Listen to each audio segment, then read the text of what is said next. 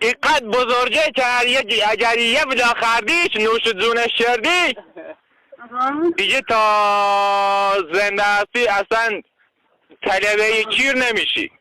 توپلوه؟ توپلوه لاغره؟ ها؟ توپلوه؟ چی؟ لاغره میگم یا توپلوه؟ نه بابا لاغر چه میگم کلوفته طوری میزنم توت. تیران 18 دیدی؟ نوشابه خانواده دیدی؟ آره همون جوریه مبارکت. خوبه سیرت میکنه عزیزم؟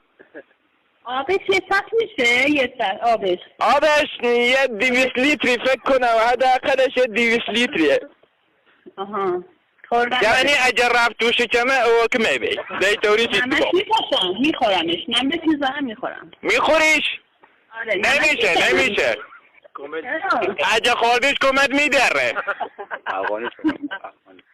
یعنی ملیزام دفرتی ندار. میفهمید چی میگم عزیزم؟ آره شازه تموم شد عزیزم شازه تموم شد.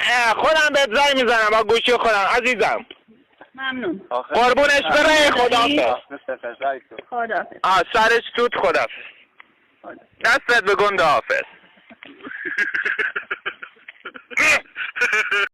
الو بله خوب زلیخا سلامت باش. فدای زباب متشاری وسی مراتمو جو ساعة وجوابت اليوم أنا بيزو الرئيسة في لبنان من شاسر قلت أنت أخذ آخر وعدان تورات همه اون مسخره شابن بیام اون زمین کازانری بیام اون بنو چاگم بنو چاگم لازم بسکن آخرش نه جو برا أرزاق يزني أرزاقي تو ما بسو شيت منو أمير المؤمنين برينا باخت من باسن كاكا مني ترى وشيتكنا والواسط مني قرقرة چهارم خديتي خردي تزي زردون به اما جو باي چه دو حالتي دام زي خود حال بازي چه حال تزت باز گرم و بلیچ پسمر تجربتون اما او لا كامبي سایدی چه زن مردم هم کنه واردی وانا خو كجا دروس زدو من سانس قرآن درس نیم همه برام تریل دیکنم ساي تاري تريلو كنا تانی ترام تریلت کنم ما نيتر خرد چردمه حضرت باسي قرآن باخلي تو دبيت ممكن تكنا کاملا خیلی مجید آخر و تفس کمیتی اي لا همو دبس كميتي ایشا بو بزرگ کمیتی انجای زهرو ما ببید دخلات ما كنت خود غدا چیرید زنده ایدی